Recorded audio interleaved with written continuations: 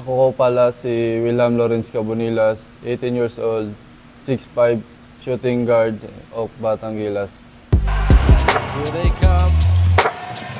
Goes inside. Yes, sir! Gives it away again. Rushing. Malaysia's rushing too much. Oh, look pass.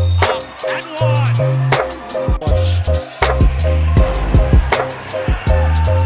Philippines with a finger roll and one. Wilhelm. Throw it away. Tabuan with a turnover. Bonillas against Dayo. I want to see that matchup of Bonillas and Dayo. Crossover by Cabonillas. That time, Bonillas winning.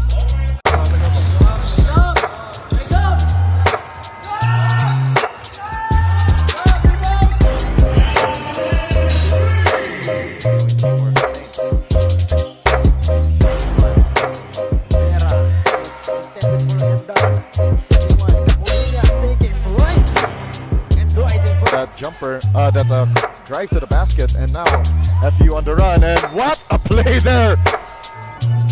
Oh my God! To John Denver Baluyon, and he got rejected by Wilhelm Cabonillas. Cabonillas giving no room. And Cabonillas finishes it for a Jetour drive of... Sino ang inspirasyon mo sa paglaro ng basketball? Una-una, bata pa lang ako, 13 pa lang ako. Parati ako sinasama ng kuya ko kahit saan-saan maglaro at sumasali din ako sa mga clinic basketball sa amin at doon din nakita ko din yung skills ng kabataan din doon. At ayun, doon sinatyagaan ko lang din doon at tinataba ko lang. Ano ang mga pagsubok ang naranasan mo upang makapaglaro ka sa Batangilas? Una sa EPU. Sa EPU pa ako, training pa ako ng training doon, tsaka nagpo-focus lang ako, tsaka hindi ko na-expect na, pinapapunta kami sa Batangilas, tsaka hindi ko din na-expect na na-line up kami doon, tsaka yun, nag-focus na lang kami doon. Ilang taon at saan ka nagsimula maglaro ng basketball? Nagsimula ako naglaro ng basketball sa amin sa Digos, Davao del Sur. 11 pa lang ako. Sumasama na ako sa kabataan ko doon, sa mga kaibigan ko. At ayun, doon din ako natuto at doon din ako nagsimula. Kung bibigyan ka ng pagkakataon madrap sa PBA, anong team yon at bakit? Ginebra, kasi nandun yung pinaka-idol ko si Scottie Thompson.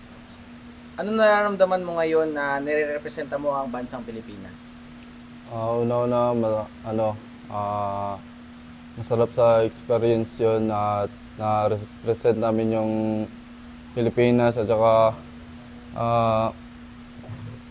masarap din sa puso yun kasi dami sumusuporta sa amin tsaka yung pamilya din. Anong masasabi mo sa mga sumusuporta sa'yo?